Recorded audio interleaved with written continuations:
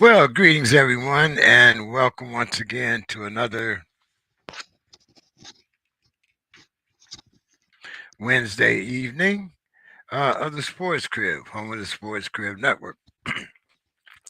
Let's get our excuse me, let's get all the little commercial stuff out of the way here.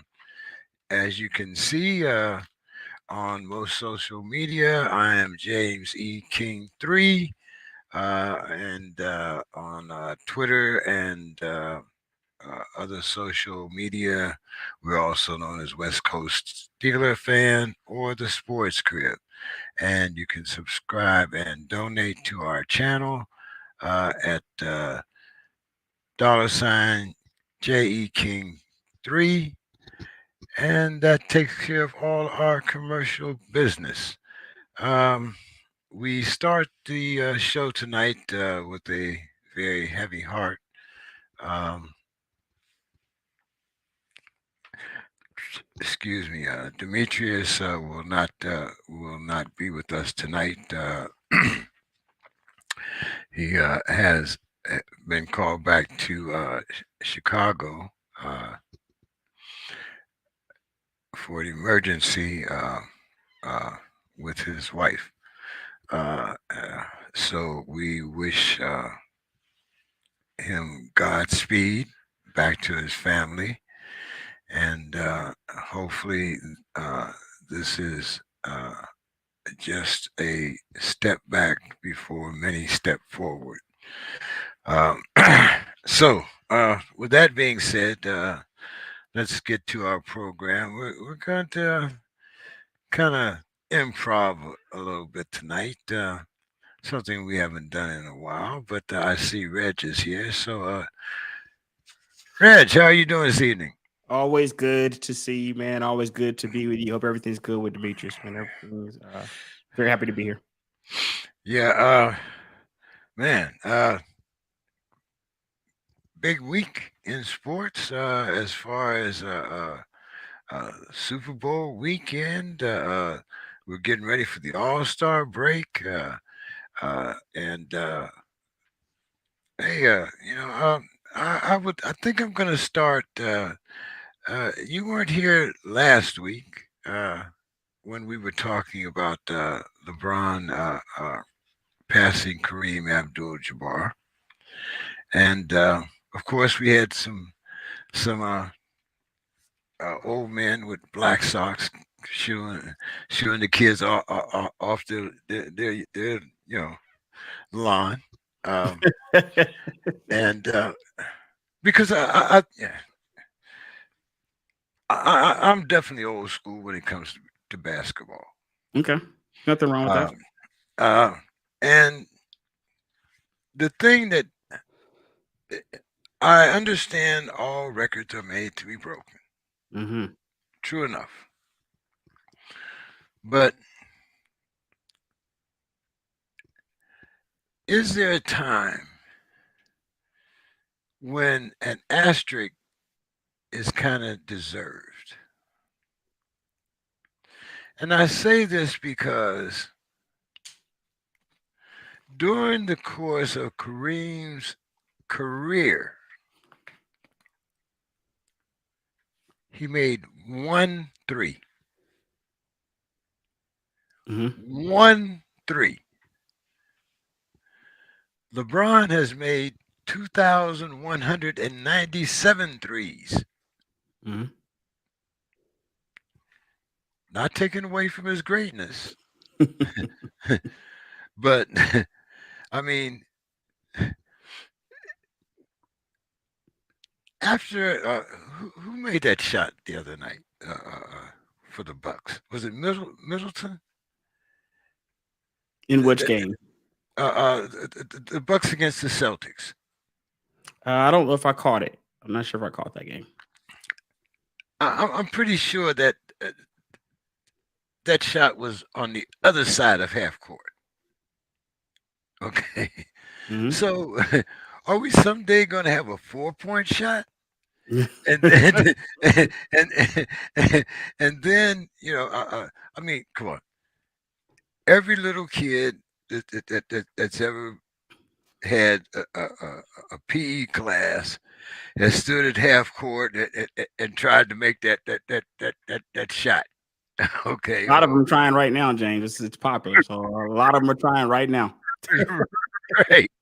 You know, so I mean, um, and of course, it has a lot to do with the Northeast rivalry too. I will admit that. Ohio, Akron, Yeah, no doubt. No love lost there. so so you know, but what was your thoughts on uh, LeBron breaking the record? And it once again shows to me how the ultimate sportsman Kareem was by being there to pass off the torch. Yeah, yeah. Now, Kareem is not even my. To me, number one is Bill Russell all the way. I mean, Oh wow. Okay. so you know, that's my guy, Bill Russell. So, Hmm. as far as the scoring championship, as far as the accomplishment, I mean, I watched Kareem ever since he was at Power Memorial in New York City. So, it goes back a long ways. But what were your thoughts on the significance of the scoring title, and what do you think when you hear the stat? Because to be very truthful, it was something that had never really crossed my mind until I saw the stat. Kareem had won three in 20 And he took it very years. late. He took Kareem to that three very late in his career. I want to say maybe his last season. He took it very, very late just so he can have one on his stats. Well, I'm not even sure that it was because of that, but but what was your significance on the passing of the torch, and on how much the significance of the game has changed with the 3-point shot? Um, I I feel it is something significant because a lot of people thought the record would never be broken. I'm a huge Kareem fan personally, so it's like a bittersweet moment because I'm a massive Kareem fan. I've always put him up there with Jordan as far as people I feel like don't get mentioned a lot because he's usually a two-man race when they're mentioning at the top. It's usually LeBron, Jordan, but it should be a three-man. Kareem should have always been in there. I'm a fan of Bill Russell too. I like both, to be honest with you. But Kareem has always been my guy as far as the captain was the guy that I really liked. Um, I think it's significantly Well, significant breaking of the record. I don't think you got to see a lot of Bill Russell in black and white, No, Reg. no, no. They're just they're I'm all just watching throwback games, to be honest with you. And another thing too, but while we're talking about Bill Russell real quick, is that a lot of people knock the age he played in, but he played in the age of other Hall of Famers playing in his age. Like there's other people like Kareem started in Bill Russell's era. Bill Russell played against Wilt. So there are other Hall of Famers Bill Russell had to play against. And so there's always a knock on Bill Russell in his era of like, these guys are just a bunch of plumbers and lawyers that were playing basketball on occasion, which I think makes it more impressive from my point of view, because that means that they had to get jobs, they had to hold down whole other lives, and then come out there and play basketball. They had to travel on buses. The infrastructure as far as travel in general was way different then. So that's a lot of stuff they didn't deal with. They don't have to deal with today that they had to deal with then that I don't feel gets mentioned enough. I do feel the record breaks is significant though, even with the 3-point shot days, because the 3-point shot's been around what since the '70s, since the ABA days. After the ABA, the 3-point shot came around. Yeah. Yes. Okay, and so we're about roughly 40, 50 years from a 3-point shot, right? And nobody else is breaking that record. So I gotta give it to LeBron. Gotta give it to LeBron. Like, whether it was a Reggie Miller or there's always points in time where you had somebody that was a perimeter shot, but I don't think that the game was as perimeter centric as it is these days. But that being said, though, James, I do feel like a significant record for LeBron. Congrats, LeBron. I'm personally a LeBron fan. So I think it's a remarkable record that nobody ever thought was gonna be broken, James, for a long time. Yeah. Uh, that yeah, we definitely didn't think that the record would be broken. But now I have another question. Mhm. Unless he plays tonight, and I haven't seen the lineup yet. He said he was on the mend, like he's on the fence, like he game time decision type situation. But the coach said he was going to play though. I did look and see if he actually played, but coach said he was playing. He was a game time decision. Let's look at it real quick and see. Yeah, we still won't know until 10, but as far as I know, he's playing. Yeah. But you never know. These days in today's NBA, you don't ever know, James. Like people sit for no reason these days. Yeah, that's true also. But the Lakers are right now in the 13th spot, I believe. Yeah. And sooner or later, you're going to have to start making up ground. Yeah, they're about Yeah. 3, 4, 5 games or so out of that last spot, out of that A spot. And they need to start stepping on the accelerator here at some point. Now they did make some adjustments at the trade deadline, and we'll talk about that. But how many more games do you think? I think what's 24 games after the All-Star break? Yeah, 20 to 30. They have 20 to 30 games left. I'm gonna pull it up just to make sure, but 20 to 30 games what they have. Yeah, I think it's 24. Do you think that LeBron will be available for at least 50% of those games? Man, it's so hard to say, James, because people sit now, and there's one thing I know for sure. So I don't know if he's gonna play for sure. But one thing that becomes for sure is those rest day games. Those are going to have to be minimal. You're not going to have the luxury of those rest day games sitting back to backs and stuff like that. All that stuff that players do before All-Star break, they don't really get the luxury to do down the stretch in the All-Star break. So unless he's legitimately hurt, he's probably going to be missing some of those rest days that he is getting on the other side of the All-Star break. Well, I mean, come on. We know our body is usually the first thing that tells us when it's time to sit down, not our mind. Our mind, our mind is, yeah, I can go out, I can put up this, I can do this, I'm the greatest player in the world. But all it takes is coming down on somebody's shoe. Yes. Somebody cuts up underneath you. I mean, and LeBron is, I mean, he's not a young man anymore. Especially I mean, he's been playing this game full tilt since he was what, 8, 9, 10 years old. Right. He's a tight end playing basketball. Can you imagine? It's like imagine Travis Kelce with a crossover. right. Okay, So with the pieces that they've added, do you think that they can make up the ground and get to that playing spot? So the playing spot, is that the 8th seed or the 9th seed? Because I'm looking here at the 10th seed. It's the 10th, isn't it? So they right now just going to the 8th seed, they're 5 games out of the 8th. If they're going to the 10th seed, they're 3 games out of the 10th, and it's kind of tied because that's the play-in. So yeah, they're about 3 games out. That's closer. That's close. So I believe it's possible. I don't believe it'll be easy, but I believe it's possible though, James. It's possible, and I think it's more possible now with the pieces they added. I think they think they did as good as they could have done at the trade deadline. And maybe they should have made some moves earlier than that. But I think when you get down to the moves they made, I think they could be better. But the thing is, James, I just don't know if they're contenders either way. Like, even if they were to get across that finish line, right? What does that mean? Out the first round, out the second round? Like, what are we talking? When do we talk about their exit? Because I don't see anything that tells me that they won't have a playoff exit. Barring Anthony Davis just being healthy completely and going crazy. And, LeBron staying healthy throughout. When I mean throughout, it means staying healthy from now until like June. Yeah. And then you look at some of the moves that were made in the West. Yeah, Uh, which got stronger, got stronger.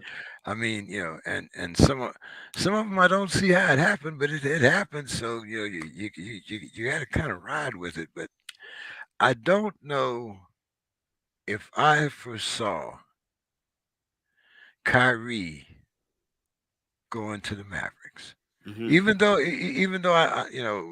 Cuban has that reputation. If I can get it for my team, Yeah, he'll go I'll after it. buy it. Right. Kind of the Steinbrenner of the NBA. So, uh, what was your thoughts first on the trade, and then I know it's only a small sample, Hmm. but after watching the two of them uh, in the last two games as their first two games together as teammates.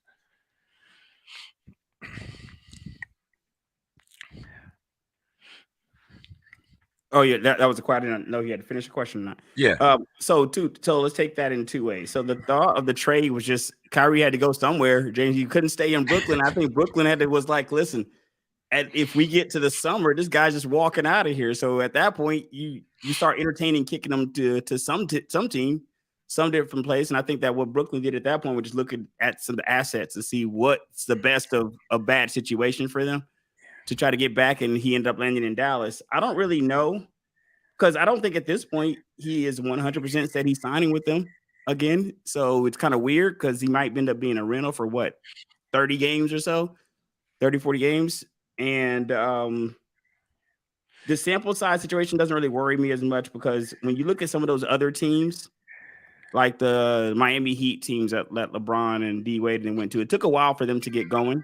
But once they did get going, they were rolling once they got going, but it took a while for them to get going. Um, I They don't have that kind of time here. Being that we're so close to the All-Star break and about to go down the stretch, they don't have that kind of time. But I can see them getting it going and having it going by like beginning of April or something like that. You know what I mean? I could see them if Kyrie stays healthy and Luka can stay in the game and they can both just stay uh, on building that chemistry. Then they're hoopers. I can see them getting it going. I think the level of success is you're going to have to get to the finals for this to be a success because you got to the Western Conference Finals without Kyrie with Jalen Brunson, right? Jalen Brunson, you got to the Western Conference Finals. Um, for this to be a success, and you send away all those pieces, because I think they sent away Dinwiddie, Dorian Finney-Smith, and some picks. Um, it's gonna finals or bust. I don't know if you got to win it, but at least you got to get further than what you got when Kyrie was not there. you gave up defense for offense. Oh, the defense is just my goodness. They got to score like 120 points, man. They're gonna have to score. They're gonna have to score a ton of points. You know what I mean? To stay in games, but I don't think that's really gonna hurt them until it gets down the stretch. So that's why I don't know. Even though I'm saying it's finals or bust for them, I'm not sure if that's a legitimate reality. Because somebody's got to play defense at some point, and you definitely are worse in that category for sure. Okay, now let's go to the other end of that spectrum out here in the West. Mhm. The Phoenix Suns get KD. Yeah, man, it's amazing. Brooklyn still dealt them to his preference. So they could have been spiteful, man. If they if they wanted to be, they could have been Eh, spiteful. Well, I think KD proved himself to be a little more of a team player, so they were more accommodating to KD. For sure. Uh, you know, but so what was your thoughts on this move? Even though you have, you talk about LeBron. I mean, come on, CP3. He's been on a milk carton for the last two finals. Uh, so Yes, it's uh, true. uh, does Aiton still want to be there? I mean, after all of uh, the headaches and the different controversies that they've been through with Aiton. What do you think of? I mean, KD is going to make any team better, quite Sure. naturally. Sure. But we've also managed to now. Here's another team that in the West, it's all about, well, since they've changed the rules, it's all about the offense. But what do you think about their chances? And now, how do you size up this Western Conference when a you still have Jokic Yeah. and a decent Denver team? You have a much improved, at least on paper, Phoenix, uh, Jokic and Kyrie on any given night is a very formidable duo. You had the young man in the middle, Woods. Uh, so they had the beginnings. What's your thoughts on this new shift in the West? Well, speaking on the Suns, so the Suns is a fool me. This is a fool me 3 or 4 time situation with these super teams that get formed. And I think I'm going to use a key word that you just said. This is a super team on paper. These guys have to play the games. Like they have to actually. I'm not going to get excited about somebody going to a team. So you got a guy, and I think KD's hurt when he went to the team, and I want to say he's not coming back before All-Star break. I think he's going to be out at least until the All-Star break. You have Booker, who's only been back for about an hour now. You know what I mean? You have CP3, who's been back for maybe like a week or two. So first thing we've got to do is get these guys across the finish line all healthy and playing together. So before we can even get to the point of the chemistry or how they fit together, he's got to actually play the games. You know, he's not KD. He misses a lot of games. He was injured when he got traded to Brooklyn. Like, so when he went into Brooklyn, he left, he came into Brooklyn injured, he came out of Brooklyn injured. So I don't know exactly what this is going to look like on paper. It looks good. You know, I'm thinking they're going to miss the kid Mikal Bridges because Mikal is a good two-way player and he plays all the games, which is like a superpower now in the NBA. If you're playing all the games, that counts for something. So they got rid of a kid who plays all the games for them. I think that they're better, like you said, with KD coming to a team, and he makes any team better, but he's actually got to play. And then CP3 is going to have to play, and then Booker's going to have to play, and then we're going to see what the chemistry is like together. We saw this with James Harden when he came into Brooklyn, and they played like 11 games together. We all got excited, and they didn't play any games together. So if they play, they get it going, they're going to be formidable. They're going to be the team to beat in the West. It's just a matter of if they actually get across the finish line with these guys participating all together at the same time. Good evening, Mr. Scott. How are you doing this evening? Gentlemen, very good, gentlemen. And I saw that you may have went to took a respite to Vegas. I hope you took my advice on in Mahomes we trust. I hope you took that with you along with the over. But yeah, things are going good. Things are going good. I've been enjoying talking about this changing partners in the NBA. You know, I mean, there's only 20-some games left. I mean, this is just become absurd. I mean, you see, LeBron started all this mess. He ruined the Lakers. He wants to coach. He wants to do it. And so I talked to my cousin in Atlanta. He said, well, Lakers, forget about them. Stick a fork in them. They're done. It's over with. They're not going nowhere. But when you look at the West, those teams are really bunched up 3 or 4 games to get into one of these spots of the playoffs. So I'm actually hoping, just for the interest factor, that LeBron can get into playoff or play in just for interest. I mean, I just think that I think that they're done. I guess I have to agree with that too. But I'm hoping that he can get in because I think it would be very interesting for LeBron to get in after laying on the floor and crawling around, crying. He didn't get a call. He just rolling. You know, I used to coach AAU, and little 5-year-old guys would do that, and then their mom would have to come and give them a pop. They sitting up in the stands. So this LeBron, Kareem, the skyhook could not be stopped.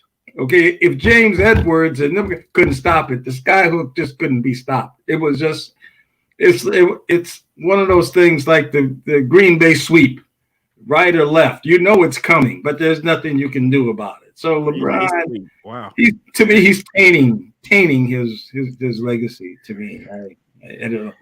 And you guys haven't mentioned my Timberwolves, which I think that they can make a little noise if they get Karl Anthony Towns back. Like I was saying, there's only 20 some games left. So, but the West is bunched up. So I think it's going to be in changing partners, which they like to do. We'll see how this. You can't build chemistry overnight. You can't. We saw Kyrie and Doncic. They got beat the other night. I mean, you can't just change like this. All stars, big threes. See, LeBron started all that foolishness, started all that mess. You know, big three, take my talents, all this old foolishness. So we'll see. I think the West is, and I don't think Denver's a lock, even though they started off very good. But I think they're vulnerable. Well, now, Mr. Scott, a few months ago, you were very, very hard on your Timberwolves. What changed your mind? Well, I think that the Gobert situation is kind of coming into view. I mean, Rudy is who he is. I mean, okay, so the other night, okay, 9 for 9 on baskets and 15 rebounds. 9 for 9. In other words, he's not throwing up no threes. He's not going back and being under the basket and giving it to somebody else. He's dunking the ball. So I mean, this is kind of coming into play, and Karl Anthony Towns will be back, and now with Conley, the wily veteran, the crafty veteran. And he's played with Gobert. So he knows he's not coming in with any. He knows what Rudy does, and that's 9 for 9 on the field and 15 rebounds. This is what you're going to get: block shots, guarding the paint. So I think there's going to be some people that get knocked out in these rounds, and I think the Timberwolves, if they can get by that first round, they could be interesting. They could be interesting. Oh, okay, all right. Now we also spoke about KD and Phoenix. As Reggie had pointed out, the Nets actually let him go where he wanted to go. How much better do you think it makes the Suns? And are you still concerned about CP3 and some of the other pieces for the Suns? They are one of the older. I think they're one of the older teams in the West, also. Yeah, well, like we were saying earlier, I mean, this chemistry thing. There's just 20-some games left, and CP3. I mean, he's hopping around, hobbling. Looks like he got a bad foot, something. I don't know what it is, but so he hasn't really been himself to really kind of take over and really be a force in these games. So I'm thinking Karl Anthony Towns and Gobert, and I think that they can make some damage. I think these are KD. Is he going to be healthy? Is he going to play? And you don't know how these guys are going to play. Look at the Clippers. You don't know if Kawhi, all of a sudden, he's out there every day. Where's he been? Paul George, same thing with him. He might play. They may not play day to day. So these guys are stealing money. So let's. I think it's quiet. I think it's open. I think Karl Anthony, if he comes back and he does his thing, there is no problem that this team can do something because they have a little bit more chemistry. They got a great bench. They got guys that come in and really contribute off the bench, and I think this could be a sleeper. Yeah, it could very well be. So I know Phoenix, KD, to me, he should have stayed with Golden State. I mean, he seems like he doesn't know really what he wants to do. He just seems to be kind of drifting around. He's got talent, of course he does, but you got to play with other people. You got to play with your team. See, that's where LeBron. See, that's when LeBron gets all jacked up. You got to play with your team. It's a team thing. And these last 20 games, Denver's going to be there. The East, at Boston, they're wide open too in the East. I think Boston, Milwaukee is going to come down to that. I really think it's going to come down to them too. I think talking is just an opinion. Well, Reggie, now that Mr. Scott has brought us to the East, what's the deal with your Hawks? That's the same thing we're asking. We're asking that all the time. we don't know. Like it's I have zero clue with what's going on there. There's not a move in the world. So like we were just saying, the East is very top heavy. It's pretty much the Bucks, the Celtics, and then secondary. I do like what the 76ers are doing. I really like the Cavs, to be honest with you. They got a nice little young team. I like what the Cleveland's doing out there. So I like the Cavs as a nice young team, but I don't think they're going to be getting over that hump of the experience of the Celtics and Bucks who have been there these last few years. The Hawks, we got to figure out what we're going to do with Trey. We've been trading John Collins for years here, and he still somehow remains on the roster, but we've been trying to trade him seemingly the last at least two years or so. We got Sadiq Bey, I want to say, but that's not really moving the meter massively for me one way or the other. We're at 500 now, and I wouldn't be surprised if we finish 500, maybe a early first round exit, depending on how we're playing down into the if we're streaking into the playoffs, because it's all about how hot teams are going into the playoffs. So if we're streaking into the playoffs, maybe I'll change my tune. If we find some miracle and we start winning, ripping off games, and we're hot going into the playoffs, maybe I will find a way to believe that we can get over some of these better teams. But for now, it's still the same 2 to 3 teams at the top in the East. Now, I didn't see, okay. I'm looking at the Bucks and, as you said, the Celtics. I like Giannis, of course. I also like Tatum. But if it came down to those two teams meeting in the Eastern Finals, which would you give the edge to at this particular point with only 24 games left in the season? I really like Giannis, man. It's hard for me to go against Giannis. I'm a Giannis fan, man. I like I'm a fan of the kid. It's hard for me to pick against Giannis. It's just difficult. It's difficult, even though I do like Tatum as well. And Jaylen Brown actually went to my high school, so I do like root for some of these players, but I guess I got to see a little bit more before I bet against Giannis, because Giannis hasn't had Middleton out there with him that last year. I think that last playoff series, I don't think Middleton was healthy, so I don't remember him playing. Oh, he wasn't. So with Middleton back, they've become much more formidable. And I'm just not going to pick against him until I see that combination lose. If the Bucks are relatively healthy, I'm still going to pick them over the Celtics. But it's not like if the Celtics were to win, it'd be crazy. You know what I mean? They're very close, so it's not a major pick one over the other. I just trust Giannis more as a player. Who did you like out of those two, Mr. Scott? Well, I just want to or do you think that there's someone else that'll make it to the finals, right? Well, I want to just a couple of things. I got one of my cousins. He's in Atlanta. He calls me every day. Oh, he's the one. Their Lakers are done. They stick a fork in them. And then he's season tickets with Atlanta. Matter of fact, I think I'm going to be down there March 13th.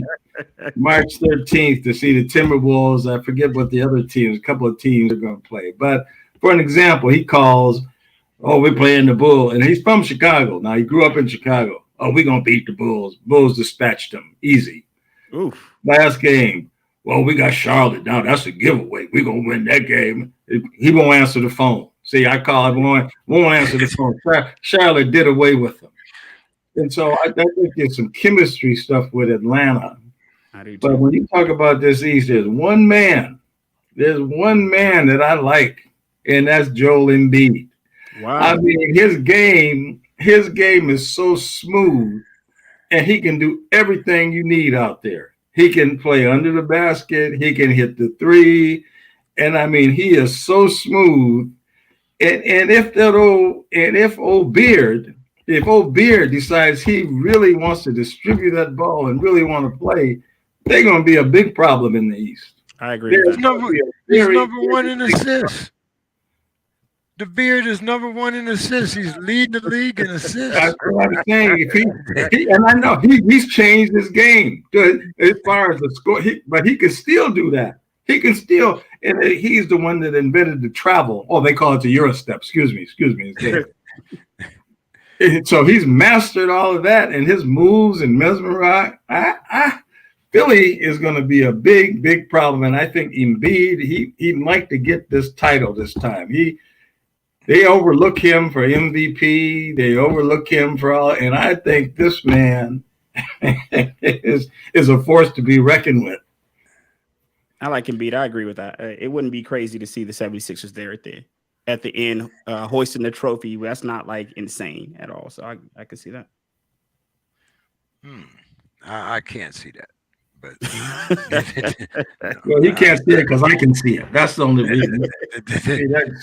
You don't like Embiid? What is it about the 76ers that makes you feel like they couldn't do it? Because I feel like they got as good a chance as any, especially if James Harden starts playing. They got as good a chance as any team. James, expecting James Harden to be back to James Harden is expecting me to make 10 more jumps out of C-147s. It just ain't happening at this particular day and age. You definitely got to prove it. You definitely got to prove it. You don't get the benefit of the doubt. I can see that. I mean, what example do I need? Houston, OKC. I mean, where? I mean, what tells me that I can expect anything else from James Harden than what I have been getting as an also-ran? He's playing with Embiid. They got rid of Simmons, which I don't know what in the world is with him. He played with Westbrook, Durant, and I mean, come on,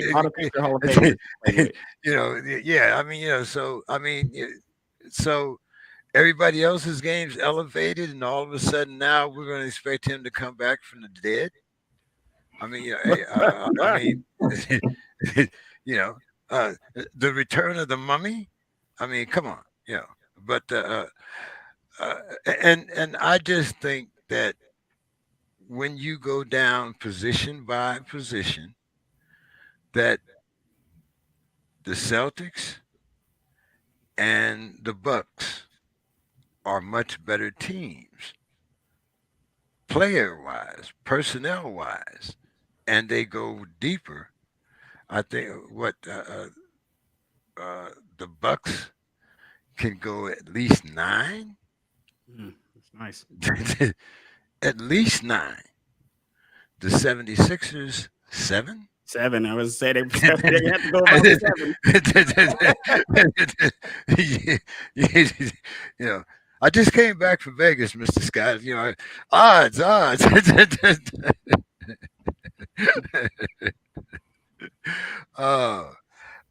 But I am looking forward to I guess an exciting end to the season. But once again, I'm the old man, and with the Black Sox kicking the kids off the grass, 130, 140 points a game. Oh man, no defense. No defense out here being played whatsoever. Mr. Scott, I know you remember that. When we had games with 89-60. I mean, Yeah. when defense was not a dirty word. Oh yeah. When don't you dare go in the paint. Right. Don't you dare go.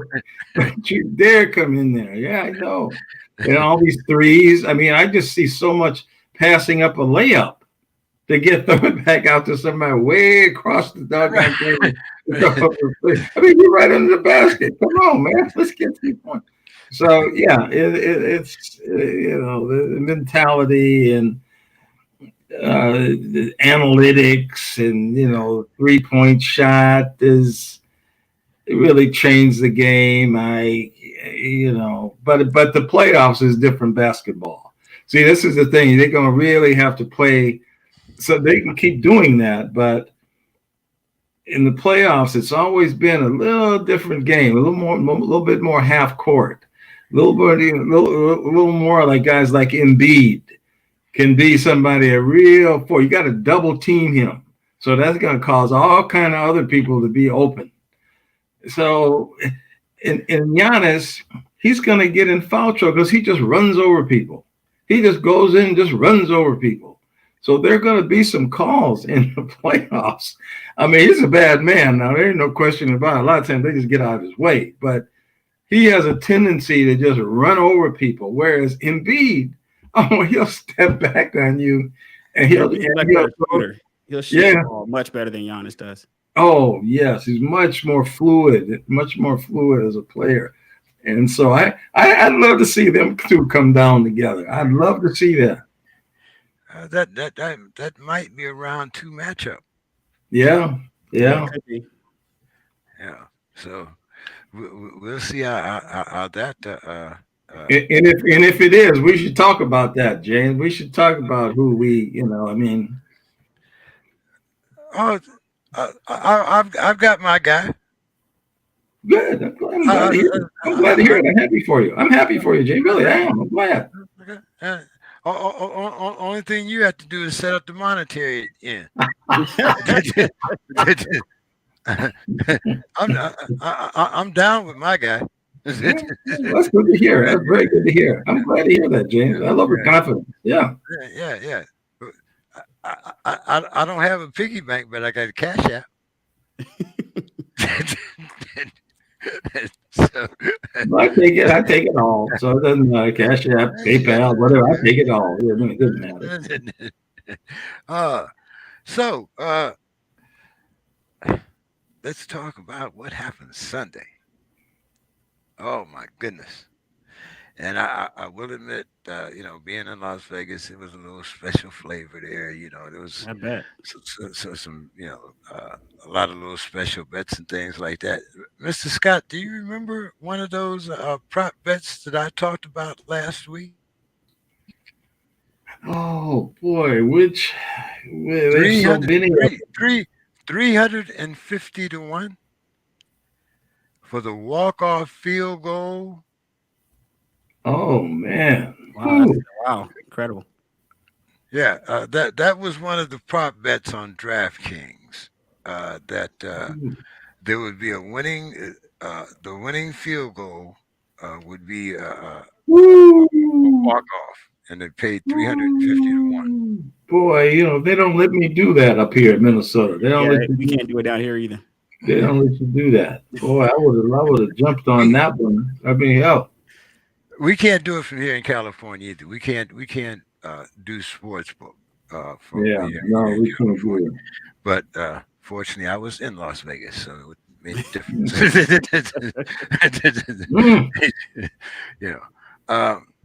But I have a lot of takes from this, and my first take, and of course, I'm not going to disappoint because I'm going to talk about the call and the big Twitter feed, Twitter war that broke out between A.J. Brown and Valdez, Juju Smith-Schuster. Yeah. Now, if I were Juju Smith-Schuster, I would have a bouncy castle in my yard, and I would have pony rides. Clement. And the two ponies would be AJ Brown and Jalen Hurts. And I would give free rides to all the kids in the neighborhood. And I would have, on top of this bouncy castle, it would say tick tock. And then in front of it, it would have my Super Bowl 57 championship ring and say, how's that for a TikTok hero? But that's just my pettiness. I'm sorry. Yeah. So, what did you think about this TikTok back and forth? Um, and I'm gonna start with you, Reggie, because you're the younger gentleman here, and maybe I'm missing something here. But hey, being a competitor, I, I'm not Tom Brady petty, but I can get real petty if you catch the ball and I knock it out your hands and my teammate goes in for a touchdown. I can get real petty and talk. I can talk all kinds of trash. Back in our day, Mister Scott, we might have been talking to dozens. Reggie might not know what that means, but anyway, what was your thought on this? I mean, if he was so irrelevant, why'd you have to hold him? And that wasn't the first time. Yeah, I mean, I think that it's a situation where you have, like, if you ask me, do I want AJ Brown or Juju Smith-Schuster on my team? This is not a hard question. I'm going to take AJ Brown 100 times out of 100. I'm going to take AJ Brown. It's not even a remote thought, right? But Juju they won the game and Juju contributed. So I believe he gets his moment. Like, you went out there in the biggest stage. You did contribute to your team winning. So I got to give Juju that. Like, I feel like they both would, because if you're just going to go with who's a better player, AJ has that going for him. In my opinion, AJ, if you just switch the situation, let's say Juju Smith-Schuster goes to the Eagles. Are they in the Super Bowl? I don't know. I mean, I can't say that they are, but he did show up on the biggest stage and provide offensive support for his team when it was much needed. So I can't say I'm really for either party here. I see the pettiness, I see the back and forth. But I believe that there's always end of the day stuff you can say. AJ at the end of the day can say that I'm a better player because he is a better player. Juju can say I got a championship because he does have a championship. So they both have things that they can say at the end of the day that will make them look a little bit better.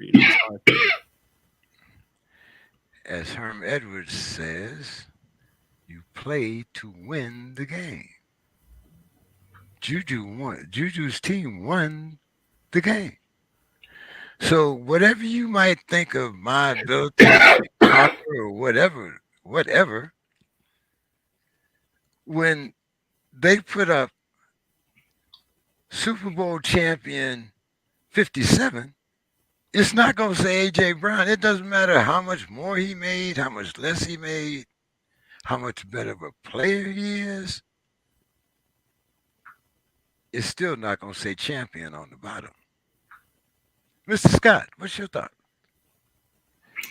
Yeah, there's going to be the back and forth, but I mean, in the end of the day, the winner, is going to raise their hand. I still was kind of, in watching the game, when the Kansas City player could have walked in for the touchdown to ice the game, and then he laid down so they could run some clock. And see, these field goal guys, see, I don't want nothing to do with them. I don't want, I mean, I'm going to lay down and give away probably a good, at least 6, maybe 7 points. and then keep fooling around, and let this kicker come in and get all nervous, and he's standing back there, and apparently, they believed in him. It worked. But see, me, I'd have taken them points and put them back there, and let's play football. I mean, but I get that with the clock and management. I definitely get it. But to me, these kickers, I'm telling you, I've seen too much of these things, man. These kickers, you go back to them Vikings with Cunningham and Denny Green and Gary Anderson made every kick that year. Every single kick. Didn't miss one except that last one. And so, I looked at that and I was just like, take them points, put them back there and see what happens. But again, when you win, you win. So that's, neither here nor there. But that was my thought at the end. I was like, what is he doing? Go ahead and get that and bury these people and get it over with. Yeah, Kickers. but suppose you do run it in for that score, and then you get a kickoff return, and it ties the game, and you have to go to overtime. Why not? I mean, was it a sure win? If you make the field goal, yeah, it's a sure win. You still have to make it. And it doesn't matter how close it is or how far. It doesn't matter. These field goals, they miss extra points like crazy. Not Butner. Not Butner. Look at Butner. Yeah, Butner's a pretty good field goal. I was thinking the same thing. It's probably just trusting who your field goal kicker is, which factors into a lot of like who's actually kicking that field goal. And I think Gary Anderson made every one. Gary Anderson made every one that year. Didn't miss one. And this was a 30-some yarder, and he missed it. Yeah. So it can happen. It definitely can happen. So now we come down to this was another bet that was one of those bets that was made on DraftKings that actually predicted that Jalen Hurts would score 3 touchdowns. Nice. And the odds on that were, I believe you bet 100 to get 880. Nice. Now, that being said, this year, due to free agency, if they do not pay Jalen Hurts, well, actually, I think the Eagles have 12 guys that are destined for free agency. They've already lost their offensive coordinator and their defensive coordinator to other teams. What is your priority? Signing Jalen Hurts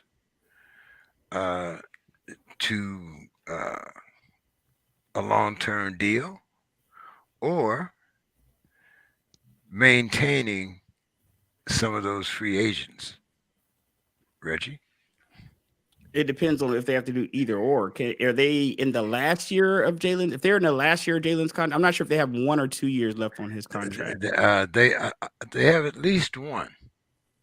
Okay, so if I was at 2, because a lot of these teams get guns held over their head basically at 2 years, and they negotiate with these guys 2 years out. I've never been a fan of that. I probably would take it to if it's 2, I'm gonna take it to the last 1. I'm not letting him get the free agency. That's over. That's not happening. I'm signing that check. I'm writing that check. He's not getting the free agency. So if it's 1 year and I got to do what I got to do, some of these guys got to go. Jay, that's it. It is just how this league works. I mean, you go to the Super Bowl, people poach players off your team. That's kind of how it's always worked. And I think in every sport, not even just football, like your team has championship success. Other teams are going to be looking at taking players off that team. And I think you got to prioritize the main guy on your team, who is Jalen Hurts is the main guy. You got to at least prioritize him and then see what's left for everybody else. And hopefully he takes a Patrick Mahomes type deal where his money's just spread out. You know, Patrick Mahomes can pay $250 million, $500 million or whatever he's making. but it's spread out to where the team can maintain and held on to some other pieces.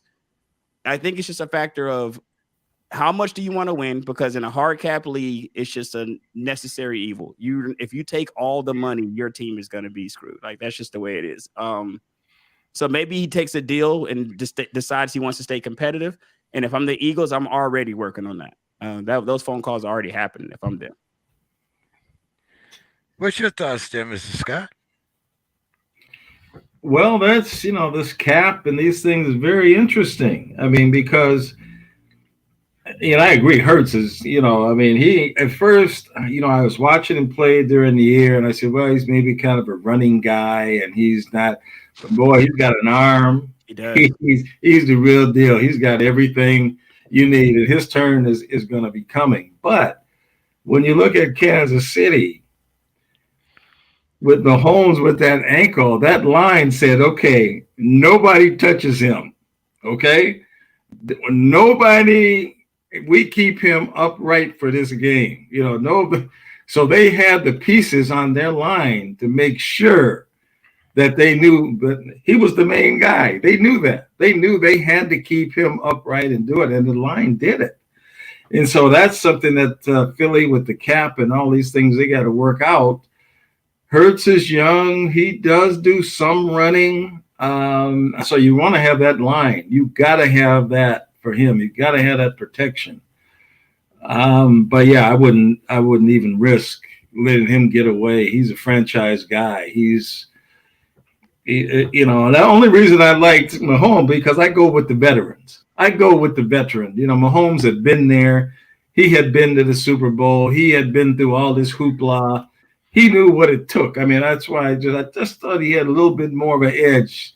But now that Hurts has been there, now that it's going to be up to Philly to see what they can do to keep their line, to keep the people around him. I'm not sure about their running backs. And that's a whole other thing now, because the back the Vikings have, Delvin Cook, he was hurt most of the year. He had to wear a harness, towards the end of the year. So, I mean, he's having more surgery. So you got to have a good back to take off the pressure along with that line. So, but I like Philly. I mean, I don't see how Philly is not just on the, on the upswing. I like it. Let's just say this. I like him better than Kirk Cousins. How about that? Wow, that's I don't know. I'm trying to figure out what. I mean, you disagree with me, James? You disagree with me? But I mean, that's kind of like saying, like, he's not Baker Mayfield, but I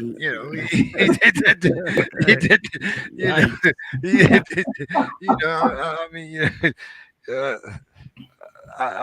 I'm still trying to. Well, let me ask you about somebody that I know that you're very fond of, and someone that might not be destined to stay in your division any longer, Mr. Scott. He's doing his total darkness meditation right now. Yeah. It's happening and right now. They're talking about perhaps him moving to the Jets. And the more I hear these scenarios, the more I start thinking about Brett Favre and the way he moved on and the teams. I mean, it's kind of like, walk a mile in my shoes, no, walk 2 miles in my shoes. But so. Is Aaron Rodgers going to be in your division next year, Mr. Scott?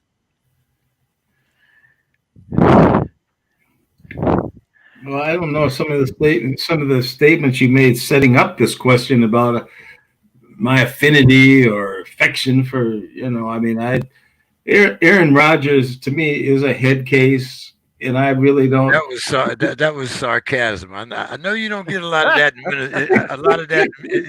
in Minnesota, but yeah, he's a head case. I mean, I really can't say what. I mean, he could even retire, as far as I know. I mean, I don't even really. He doesn't really even seem like he really was into it this whole year. I mean, he really didn't seem like his game after they got rid of Devontae Adams. He seemed to really kind of go into a funk, and yeah, so I think it could open the door for the Vikings. If they get a good draft, if they're talking about getting rid of Cook though, because they say they don't want to pay him anymore. The running backs, they can find another running back, and they got Dalvin Cook. They're trying to get rid of Dalvin. Yeah, they've been talking about that. Now he's having the shoulder surgery. Oh man! And Matson, he's ready to go play somewhere. So he's either going to play here or he's going to probably try to get out. So it'd be interesting to see what happens in Green Bay. I think he should stay there. I mean, he's got a big contract there. They pay him. I think he's the top paid quarterback in the league. So it can't be about the money. I mean, I don't know. Why would you go to the Jets? Why would you? Jets already have a quarterback. Why would you? I don't know. I don't know. I can't predict anything about Aaron Rodgers. I just we have to be determined. What's your thoughts on Aaron Rodgers, Reggie? I'm gonna get out of here after this question. I appreciate you guys having me on. I don't know if I can say it better than what has just been said. I mean, who knows? Aaron Rodgers doesn't know what's going on with Aaron Rodgers. That's why he's taking the darkness retreat. Like, no, I don't. If you don't know what's going on with yourself, how do we know what you're going to do? And I don't understand these teams. NFL teams are 32 individual billion-dollar businesses, so to speak. They're 32 different businesses. It'd be hard to run a business with this guy as being my top guy. I just can't trust him. I don't know what he's thinking on any given day. And I think that the day they move on, it's going to be like I don't know if you're going to have a Brett Favre moment because I'm not sure they don't have an Aaron Rodgers coming right behind you for Green Bay, but at least you'll have your franchise back. Like with some of these guys, I feel like they hold their franchises hostage. Like we can't make any moves until we decide what you're going to do. Until we know what you're going to do, we cannot do anything. It's a hard cap league. So we got to make sure imagine this, guys. If the Heat leaves, you just freed up what $40-50 million just got freed up. If the guy leaves, that's significant. So I don't see why he would leave either. Like why at this point, if you're gonna go ring chasing, why would you do it in New York? Like you're gonna have to go ring chasing someplace else, in my opinion. Because New York, you still got to see Mahomes, you still got to see some of these better quarterbacks in the league in the AFC. I'm not sure that no matter where he goes, he's going to automatically be better than they are. So if I'm him, I finish this thing out in Green Bay, play another year or two. And the only way I leave if I'm Aaron Rodgers is if I go to a place I know for a fact we're contending like that year type situation. Like we got to be contending now in order to make that make sense. And we're all waiting for this darkness retreat to end, I guess, to see exactly what's going to happen with the Green Bay franchise. I don't know what's going on with the franchise in general, more or less. Aaron Rodgers, who knows? Who knows, man? I mean, yeah, come on. Right now, Aaron Rodgers has as many Super Bowl rings as Nick Foles. Oh man, when put like that, it's. I don't hear many conversations with them two in the same sentence. Hey, I'm just saying. Reggie, as always, Reggie, thanks for joining us, man. Why don't you give us your final thoughts for the evening, my man? I'm glad, guys, we got the Super Bowl that we wanted to see. It ended up being competitive at the end of the day. And I'm hoping as we get down the stretch here, it'll be interesting to see what's going on with the NBA. I think we got some exciting time, some exciting NBA basketball ahead of us down the stretch here. So I can't wait to come back on and talk that. Check me out, Reggie ATL. Just the stats on Spotify, wherever you find your podcasts, and all the handles RTJ and ATL. And appreciate you being here, guys. Thank you so much, my man. You have a great night. All right. Talk to you later, guys. Yeah.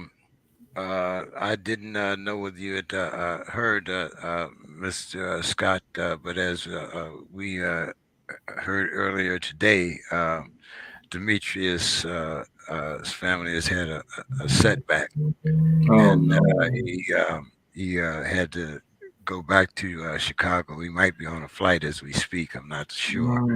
Okay. So No, is he from Chicago? Yes, yes. Oh, That's where he resides. He resides, even though he's a Detroit uh, uh, uh, fan. He resides and works in Chicago. oh, okay, Yeah, okay. yeah. So, Mr. Scott,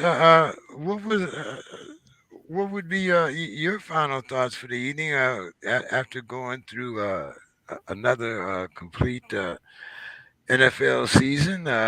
Now we can kind of sit back and enjoy what's left of the NBA and prepare our teams for next season.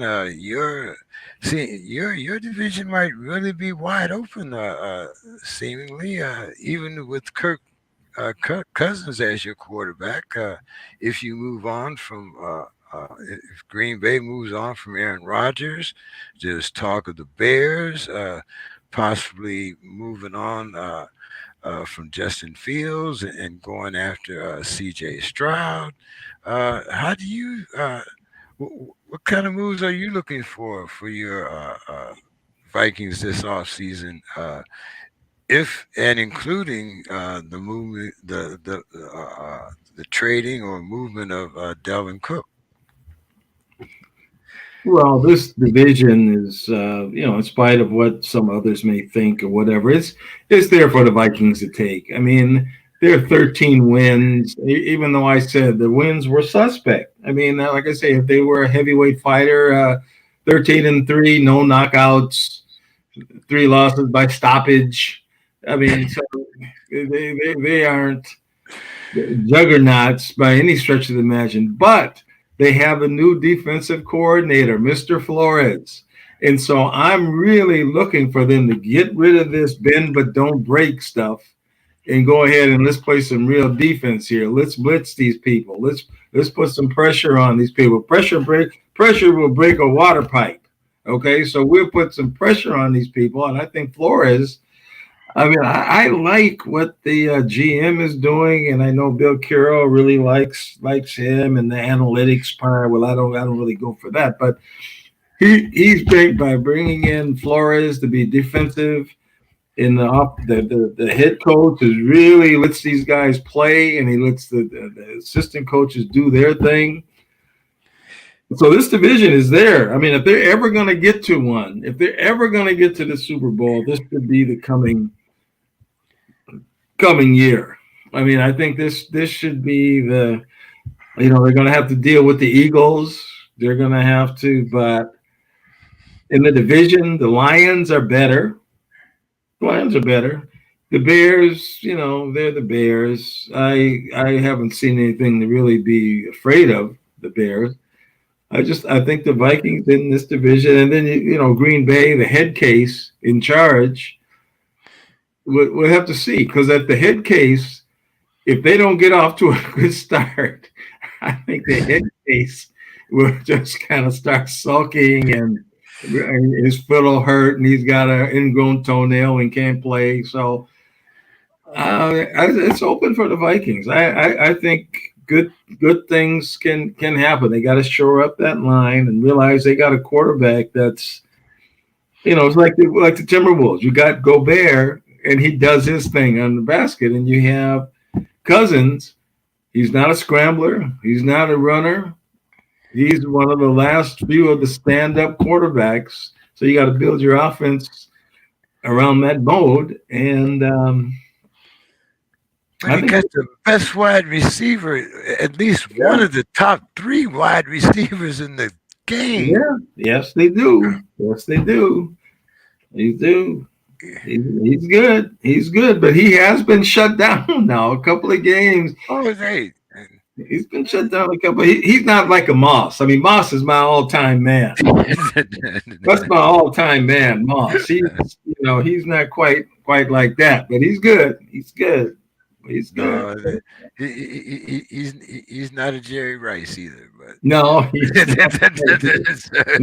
not yet. Not yet. He's not, but he's one of the top guys, and he's very dangerous.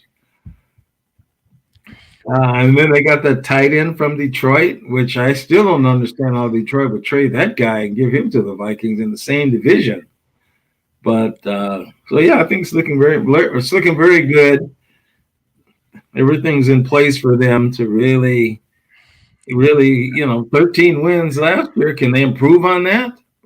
Boy, I think as far as the tight end, I think that was his reward for being a good team player, and just like they gave Stafford a friendly going away. And unfortunately, it didn't quite work out for the tight end. He didn't end up getting to a Super Bowl, but I think that was a reward for being a good teammate. Kind of like they rewarded KD and let him go to Phoenix, whereas there was no way that they were going to let Kyrie back with LeBron. But I thought it was a good trade off, and I thought it was a good move for as far as his career move was concerned. But yeah, yeah, yeah. yeah. Well, now that you mention the name, James, what is your thoughts on LeBron? Are you one of the LeBron haters? Are you one of the people that I mean, don't like I, LeBron? Are I, I, you? I'm going to categorize my answer uh, by this: Youngstown, Akron, Cleveland are one of the most intense rivalries within the state of Ohio.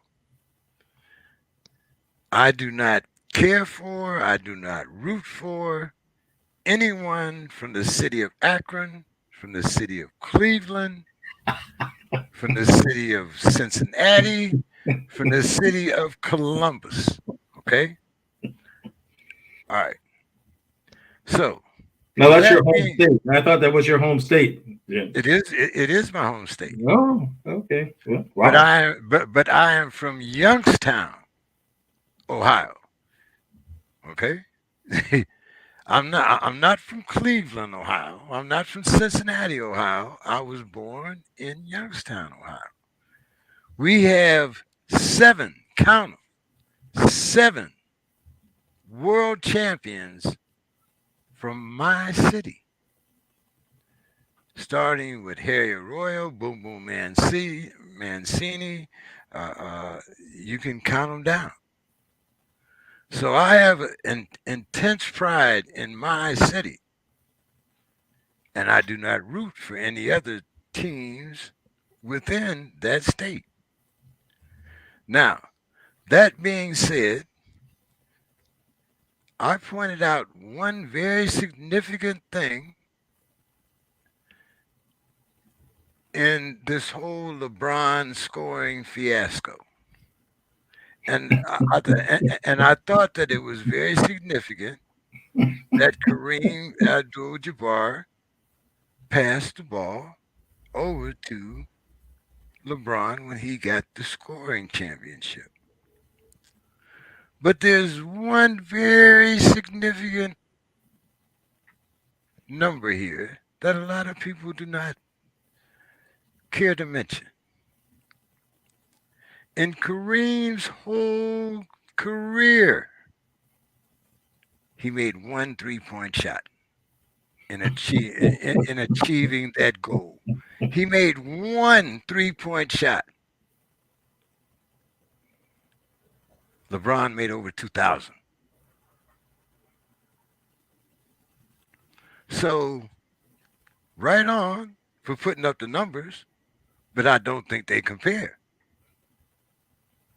If Kareem had made 2,000 3-point shots, LeBron wouldn't even be in the conversation.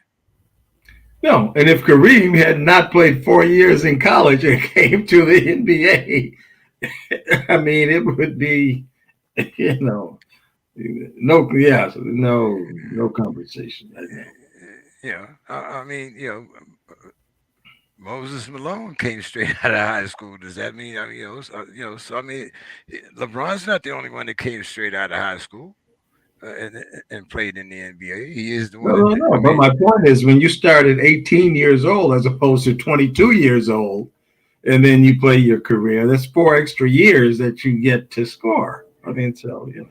yeah. Do you think that LeBron's career would have been as long playing with guys like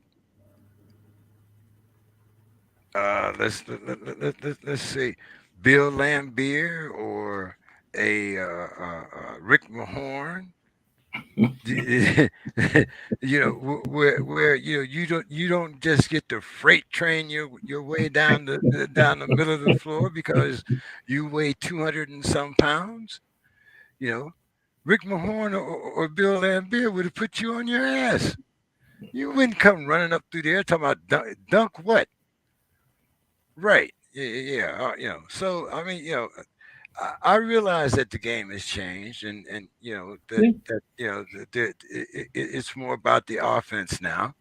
Like I said, anytime teams average 120 points a game, it's evident that there's no such thing as defense on the court.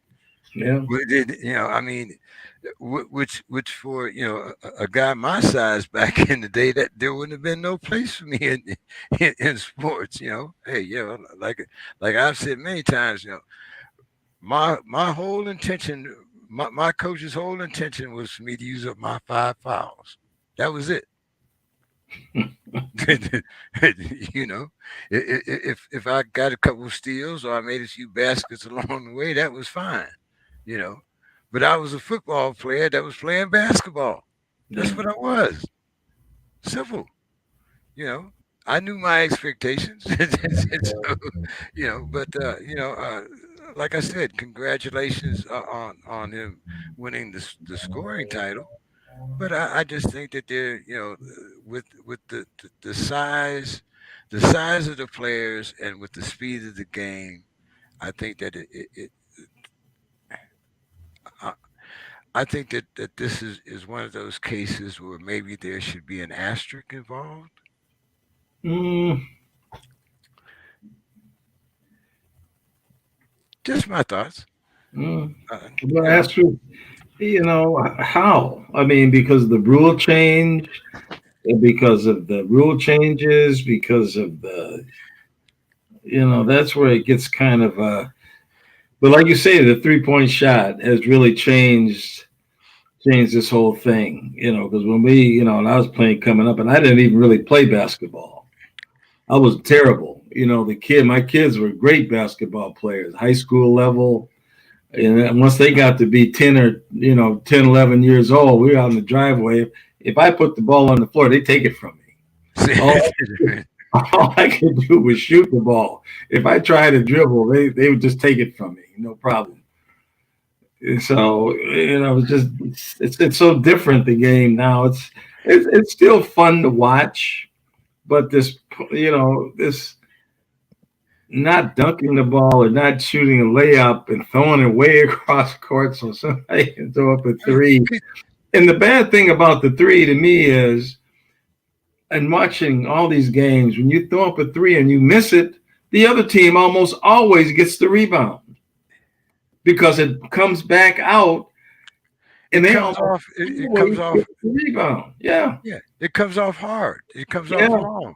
Yeah, yeah, So I mean, it's a much different game. It's a much faster game.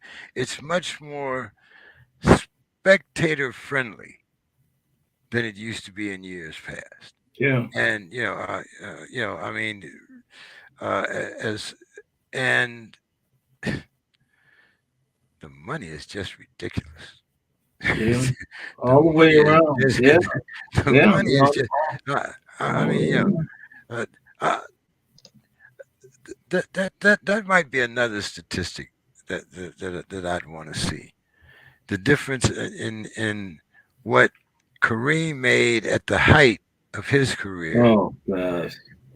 and what Yeah. and what LeBron is making today, Yeah. and that's not counting just his outside endorsements. I'm just talking Yeah. about his Yeah. his salary. I know. Like I say, when the Twins came here in 1961, there was a guy we used to go downtown to a department store named Dayton's, and one of the twins was selling suits there. And my dad would go down there to buy suits from a guy named Julio Becerra. And he sold suits there until he retired from working. He sold suits at the department store. Zoilo Versalles, MVP, Minnesota Twins, shortstop.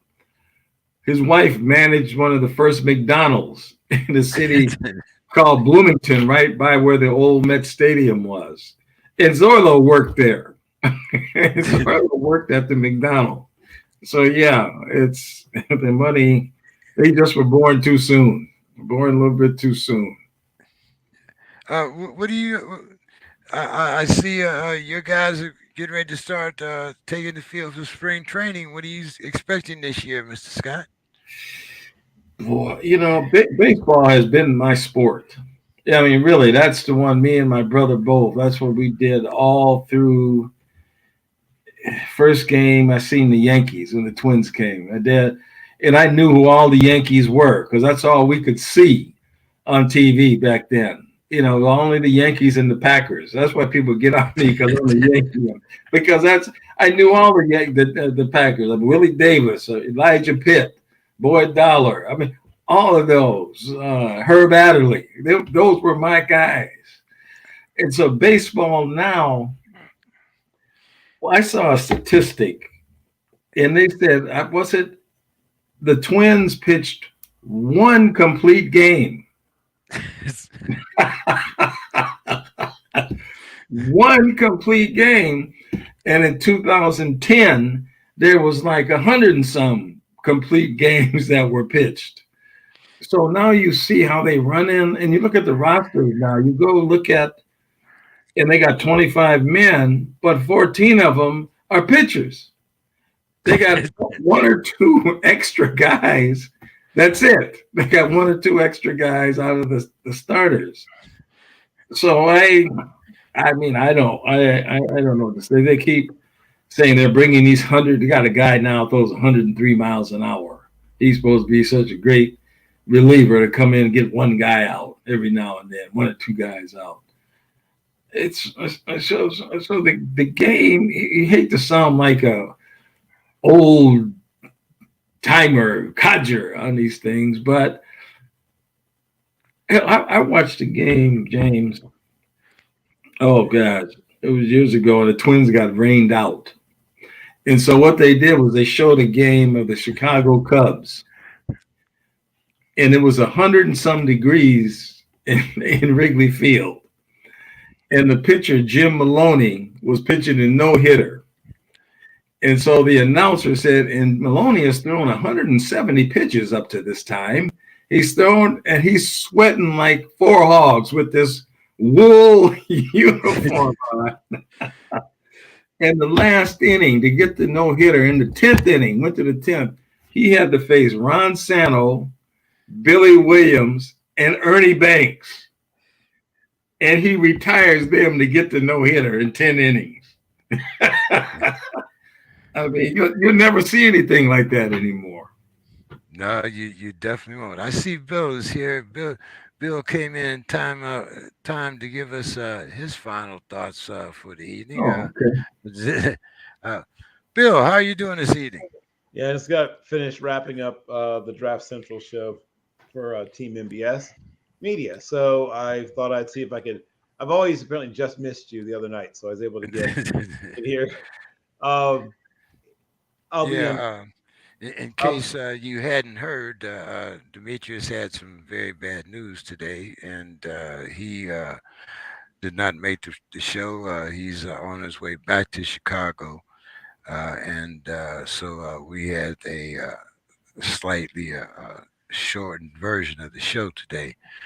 So with that being said, we were talking about the upcoming baseball season uh, with Mr. Scott, and he was talking about his twins. So, do you have any kind of, I guess, preseason things that we should be looking for, Bill? Well, I think the Seahawks will be better than they were last year, which doesn't mean a lot. No, we're But talking baseball. I said, I just said Seattle. I mean, I wait, thought you said Seahawks. I'm sorry. I thought I said, yeah, when the Mariners. I thought I said Seattle. I don't think I said Seahawks. I hope I didn't say Seahawks. I think they'll be slightly improved. I think that if the Padres can be healthy-ish, they should also present problems. The Dodgers will continue to be the Dodgers. That's not really much of a prediction. Uh, the Astros aren't going anywhere. They're going to continue to be very good. I mean, both New York teams will spend, money like crashes. It'd be just ridiculous amounts of money, but won't. I mean, they'll win games and they might even win a playoff series, but they won't go all the way. Philadelphia will be good again. They got a little lucky, to some extent this past season. I don't think they'll need as much luck this year. I think that they'll be just a better team, so they won't need to get as like I said, as a lot of things sort of went right for them late in the year. Who am I forgetting?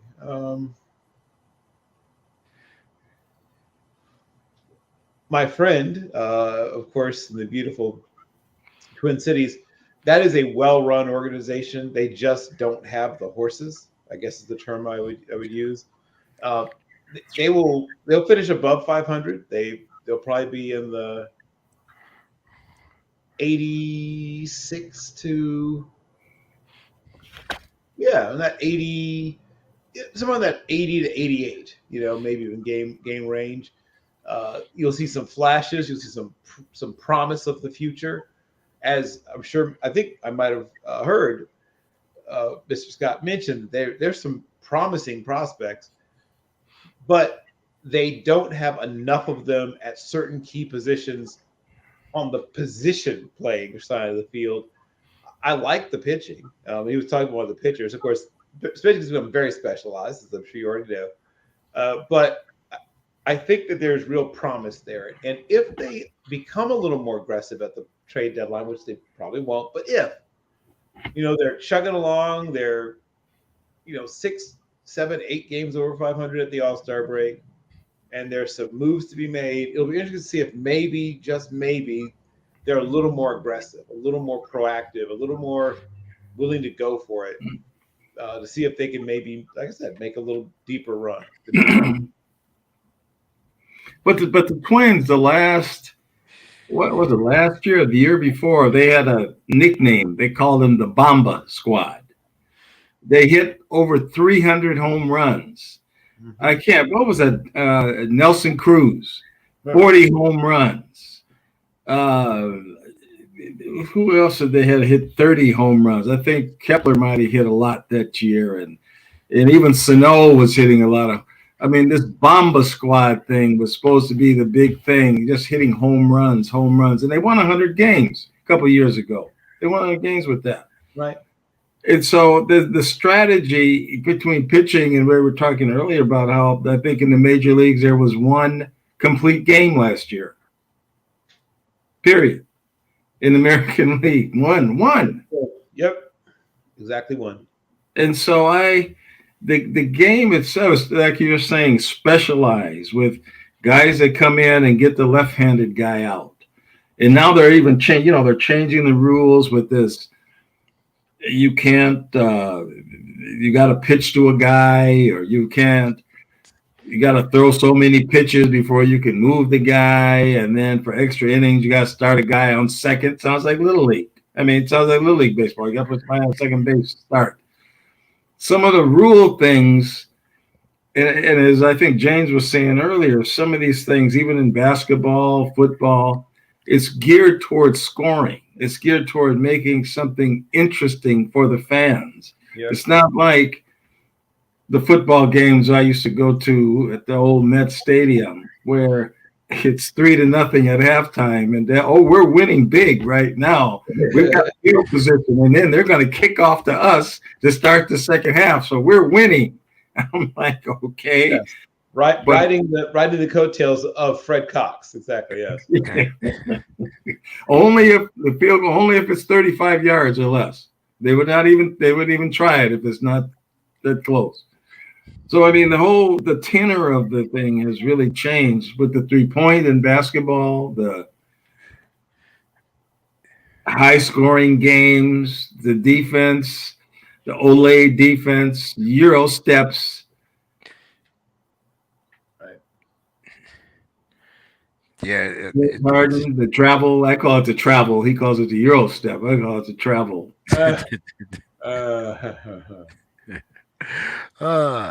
Tomato. Guys. Well, Bill, I guess we'll let you get your final thoughts in. First in, first out, right? Yes, exactly right. So earlier today, an article was published, and I was its author, and it was about a man named Ray Walter Bartlett, and he's one of those sort of forgotten heroes. He was part of that, four black member squad of that 1939 UCLA Bruins team that went undefeated, though they had 4 ties, but went undefeated. This is when UCLA was essentially a glorified commuter school, right? It's not like what you're picturing now with this sprawling, beautiful campus of 114 acres or whatever it is now. This is essentially, like I said, a glorified commuter school, and they had essentially done nothing in football to that point. And all of that changed when 4 extremely proud, extremely talented black men joined the team, including Ray Bartlett, the one that, like I said, has been largely forgotten. He was both a basketball, football, and track teammate of Jackie Roosevelt Robinson when they were together at Pasadena community college. Now is Pasadena Junior College. In those days, they were both all conference in both sports. And then Jackie was the one that recruited Bartlett to come to UCLA with him, where he also joined Woody Strode and Kenny Washington. Strode and Washington went on to reintegrate the NFL after the brownout that took place in 1933 and lasted until 1946. Ray Bartlett was also the first police officer on the Pasadena Police Force, first black police officer on the Pasadena Police Force in its history. Became a detective and eventually retired. Was very active in the civic life of Pasadena until he passed away. There is a scholarship that his Alpha Phi Alpha chapter to this day still sponsors in his name. One little sidelight, he is the person that introduced Rachel Isom, later Rachel Robinson, to Jackie Roosevelt Robinson. So that beautiful love story and marriage is at least in part responsible. He's part responsible, Ray Bartlett, for that. So I wrote this article about Ray Bartlett because I feel like he should be better remembered. And he was a hell of an athlete in his own right.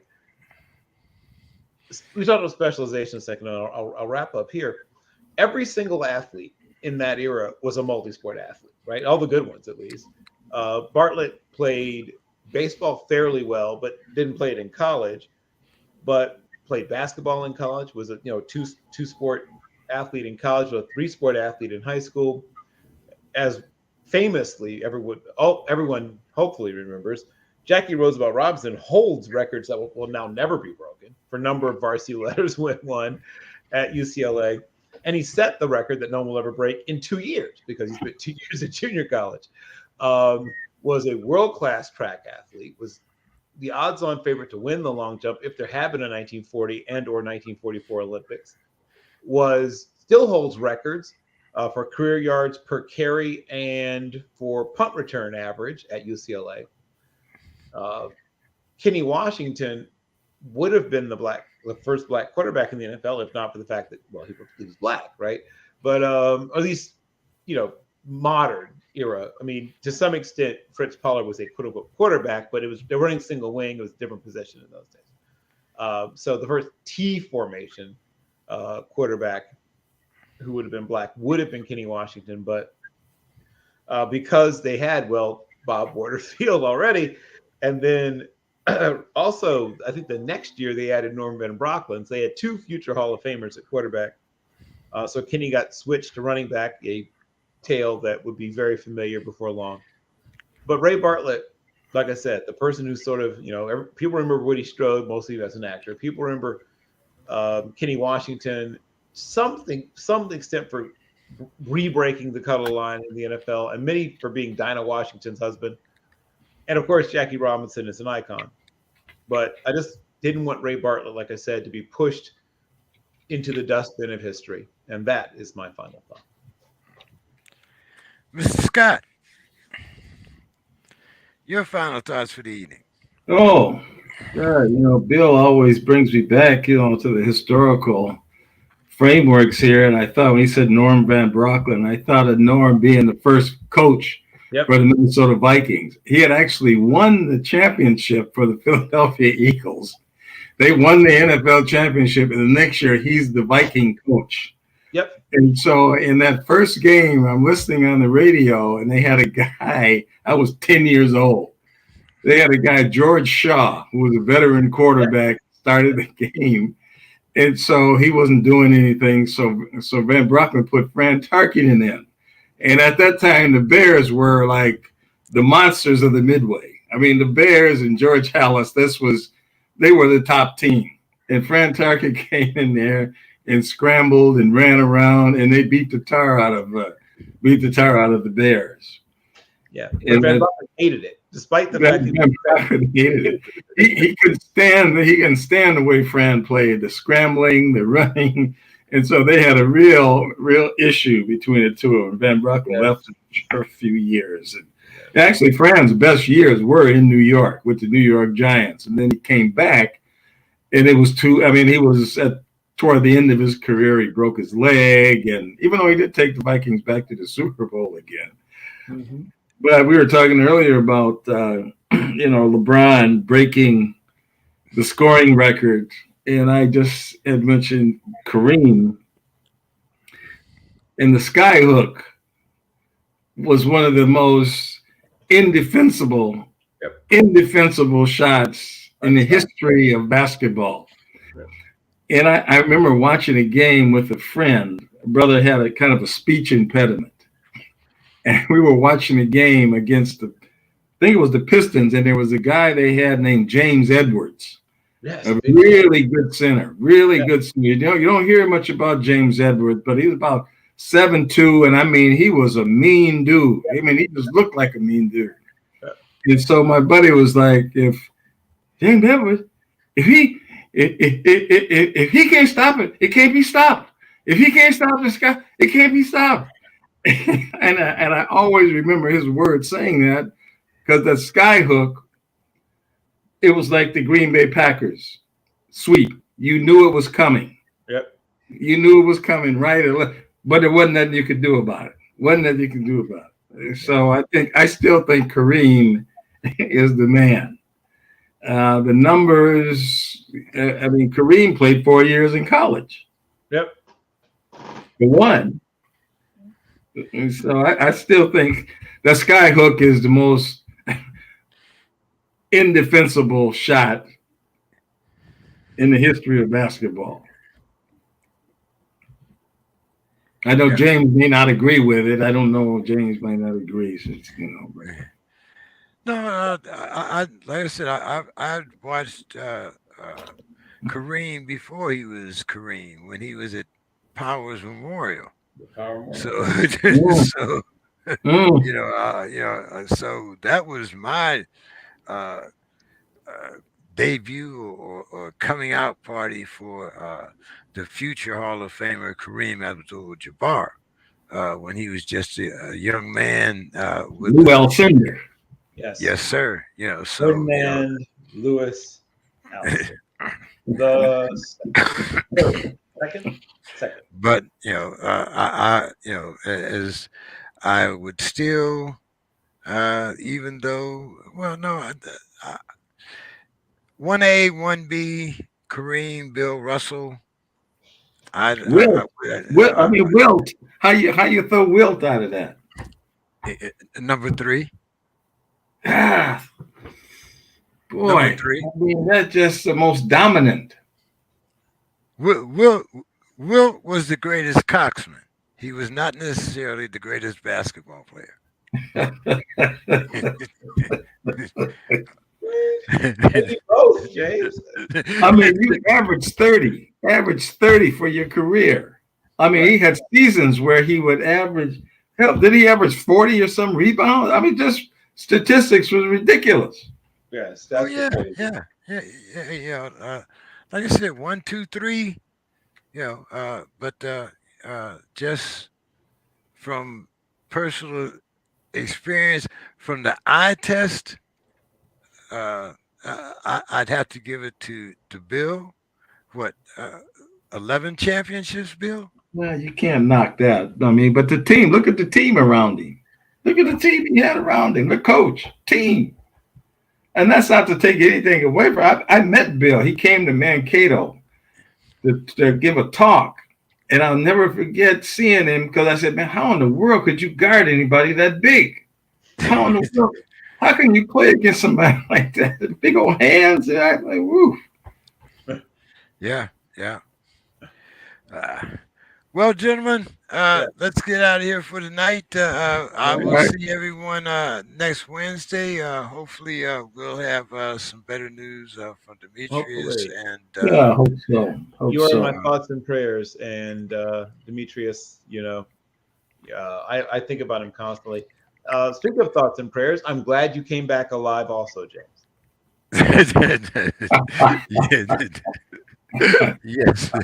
Yes, I did. Have a great night, everyone. We'll see you next week. Talk to you guys later. Take care, everybody.